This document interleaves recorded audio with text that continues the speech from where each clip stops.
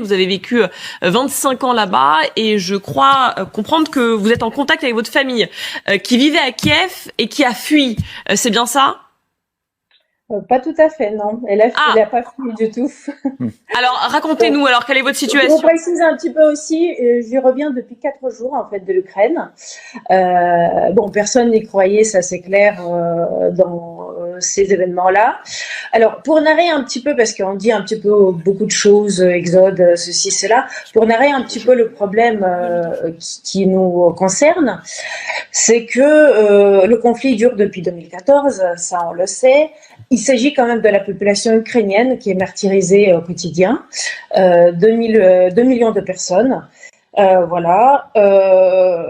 que les problèmes de chauffage, c'est l'hiver, sont difficiles, le salaire moyen, voilà, vous m'entendez ? Oui, très bien. Voilà. Pour se chauffer actuellement dans ces mois d'hiver, c'est plus de moitié que les ménages doivent consacrer à ça. Donc la vie est très très compliquée. Donc je vois pas qu'est-ce qu'on défend. Le président et le gouvernement fantoche là actuellement, que je trouve fantoche, et pas du tout celui que Poutine soi-disant va mettre. Vous parlez là de emporté contre tout ce qu'on entend là actuellement, les pauvres Ukrainiens, mais les pauvres Ukrainiens, ils y sont, avec ces gouvernements successifs, avec cette misère, avec cette économie délabrée. Elle parle de Zelensky. Oui, mais vous parlez de Zelensky, vous parlez de qui ? Vous parlez de Zelensky, oui. Oui. Donc vous, Ukrainienne, vous considérez que Zelensky, le chef d'État dûment élu d'Ukraine, est à la tête d'un gouvernement fantoche ? Fantoche, d'une chose, et puis la deuxième chose, c'est une personne pas du tout démocratique. Il y a quand même 4 chaînes oppositionnistes qui étaient fermées. Il y a des journalistes qui sont tués. On décrit ça pour la Russie, mais ça se passe aussi en Ukraine. Il y a quand même 4 journalistes qui sont tués depuis quelques années. Il y a tas de choses qui se passent qu'on ne sait pas et qu'on ne dit pas. Oui. Donc ce que vous dites, vous... Il y a tas de choses qui se passent qu'on ne sait pas et qu'on ne dit pas. Oui.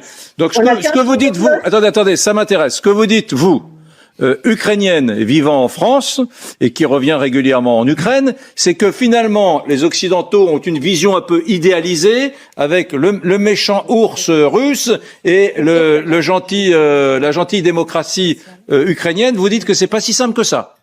C'est pas si simple. C'est pas tout noir et tout blanc d'un côté ou de l'autre. C'est quand même les Russes qui ont attaqué. Je pense que Monsieur de Cochereau, il a l'air quand même voir les choses avant d'avoir une vision. Juste une chose. Les proches que vous connaissez, qui sont en votre famille, qui est aujourd'hui en Ukraine, j'imagine qu'elle traverse des heures difficiles et qu'elle est aussi en train de fuir ou de se déplacer devant l'avancée des troupes russes. Il reste à Kiev. C'est la première attendre fois. Sagement. Ils étaient empêchés aujourd'hui d'aller au bureau. Ah oui, ça c'est sûr. Proches, parce qu'il y avait des embouteillages, mais sinon... Ils iront demain. C'est la première fois que j'entends qu'un gouvernement démocratiquement élu est un gouvernement fantoche. Mais enfin bon... c'est pas qu'on soit blanc ou noir, mais c'est bien la Russie qui a attaqué ce matin.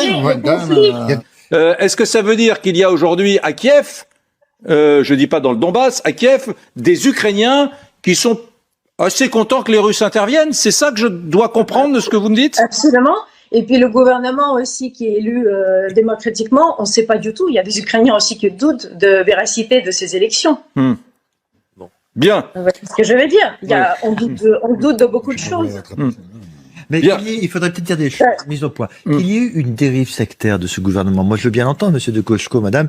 Peut-être y a-t-il eu des dérives sectaires. Peut-être il y a eu effectivement des assassinats de journalistes. Mais je vous rappellerai qu'à Malte, on a aussi assassiné une journaliste. En Bulgarie, on a aussi assassiné des journalistes. Eh bien, c'est pas pour autant que on va envahir Malte, qu'on va envahir la Bulgarie. Voilà. Donc on n'est plus au temps de la Hongrie en 56 ou de la Tchécoslovaquie en 68. Il y a un système judiciaire, peut-être est-il perfectible, mais rien ne peut venir justifier. Mais personne ne justifie, vous n'avez rien à dire. Personne ne justifie. Non. Ce soir, il y a beaucoup d'émoi et d'émotions parce que des gens sont morts